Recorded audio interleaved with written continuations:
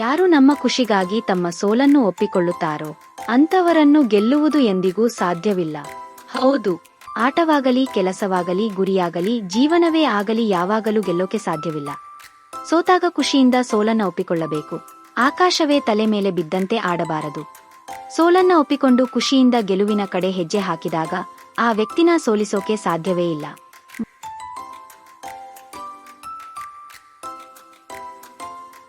ವಸ್ತುಗಳಿಗೆ ಬೆಲೆ ನಿಗದಿಪಡಿಸಿದ ಹಾಗೆ ನಂಬಿಕೆಗಳಿಗೆ ಬೆಲೆ ನಿಗದಿಪಡಿಸಲು ಸಾಧ್ಯವಿಲ್ಲ. ಕೆಲವು ಜನರು ಇರುತ್ತಾರೆ, ಎಲ್ಲವನ್ನೂ ಮತ್ತು ಎಲ್ಲರನ್ನೂ ದುಡ್ಡಿನ ಮುಖವಾಡದಿಂದಲೇ ನೋಡುತ್ತಿರುತ್ತಾರೆ. ವಸ್ತುಗಳಿಗೆ ಬೆಲೆ ನಿಗದಿ ಮಾಡಿದ ಹಾಗೆ ಆ ವ್ಯಕ್ತಿಯ ಪ್ರೀತಿ, ವಿಶ್ವಾಸ ಎಲ್ಲವನ್ನೂ ದುಡ್ಡಿನಿಂದಲೇ ಅಳೆಯುತ್ತಾರೆ. ಅವರ ನಿಸ್ವಾರ್ಥ ಸೇವೆಗೆ ಮನಸ್ಸಿನಲ್ಲೇ ದುಡ್ಡು ನಿಗದಿ ಮಾಡಿ ಉಡುಗೊರೆ ರೂಪದಲ್ಲಿ ಕೊಟ್ಟುಬಿಟ್ಟು ಮುಗಿಯಿತು ಕುಣ ಅಂತ ಭಾವಿಸುತ್ತಾರೆ. ಆದರೆ ಆ ವ್ಯಕ್ತಿಯ ಮನಸ್ಸು ಪರಿಶುದ್ಧವಾಗಿದ್ದರೆ ಅವರು ನಮ್ಮಿಂದ ಏನನ್ನೂ ನಿರೀಕ್ಷೆ ಮಾಡುವುದಿಲ್ಲ. ಸುಖ ಎಲ್ಲರಲ್ಲಿ ಇದ್ದರೂ ನಾವು ಬೇರೊಬ್ಬರ ಸಂತೋಷ ನೋಡಿ ನೋವು ಅನುಭವಿಸುತ್ತೇವೆ. ಹೌದು, ಇದು ಎಲ್ಲರ ಸಮಸ್ಯೆಯಾಗಿದೆ. ಸುಖ ನೋವಿಗೆ ಹಣವು ಕಾರಣವೇ ಅಂತ ನಿಮ್ಮ ಸ್ನೇಹಿತರನ್ನು ಕೇಳಿ. ಅವರಲ್ಲಿ 100ಕ್ಕೆ 90ರಷ್ಟು ಜನ ಹೌದು, ಹಣದಿಂದಲೇ ಸುಖ ನೋವಿನ ನಿರ್ಧಾರ ಆಗುತ್ತದೆ ಅಂತ ಹೇಳುತ್ತಾರೆ.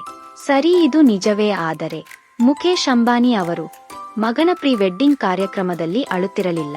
ಬೇರೆಯವರ ಮನೇಲಿ ಕಾರು ತಂದರೆ ನಮಗೆ ಹೊಟ್ಟೆ ಉರಿಯಾಗುತ್ತೆ. ನಮಗೆ ಎಲ್ಲರೂ ನಮಗಿಂತ ಕಡಿಮೆನೇ ಇರಬೇಕು, ಅಥವಾ ನಮಗಿಂತ ಕಡಿಮೆ ಇದ್ದವರು ಯಾವಾಗಲೂ ಕಡಿಮೆ ಇರಬೇಕು, ಇಲ್ಲಾಂದ್ರೆ ಹೊಟ್ಟೆ ಉರಿ ಶುರುವಾಗುತ್ತೆ. ಬದುಕಿನುದ್ದಕ್ಕೂ ಬೇರೆಯವರ ಮನೆ ಆ ತರಹ ಇದೆ, ಅವರ ಲೈಫ್ ಸ್ಟೈಲ್ ಹೀಗಿದೆ ಅಂತಾನೆ ಪ್ರತಿದಿನ ಮಾತನಾಡಿ ನಮ್ಮ ಅಮೂಲ್ಯ ಸಮಯವನ್ನು ಕಳೆದು ಬಿಡುತ್ತೇವೆ. ಆದರೆ ಬೇರೆಯವರ ಜೀವನ ನಮಗ್ಯಾಕೆ? ನಮ್ಮ ಗುರಿ, ನಮ್ಮ ಸಂತೋಷದ ಬಗ್ಗೆ ಯೋಚನೆ ಮಾಡುವುದೇ ಇಲ್ಲ. ಒಂದೇ ಒಂದು ಸಲ ಯೋಚನೆ ಮಾಡಿ, ನಾವು ಬದುಕಿದ್ದರೆ 50 ವರ್ಷ ಆದ್ಮೇಲೆ ನಾವು ಹೊಟ್ಟೆ ಕಿಚ್ಚು ಬಿದ್ದ ವಸ್ತುಗಳು ಏನಾಗಬಹುದು? ನಮ್ಮ ನೆಮ್ಮದಿ, ಸಂತೋಷ ಕಿತ್ತುಕೊಂಡ ವಸ್ತುಗಳ ಪರಿಸ್ಥಿತಿ ಏನು?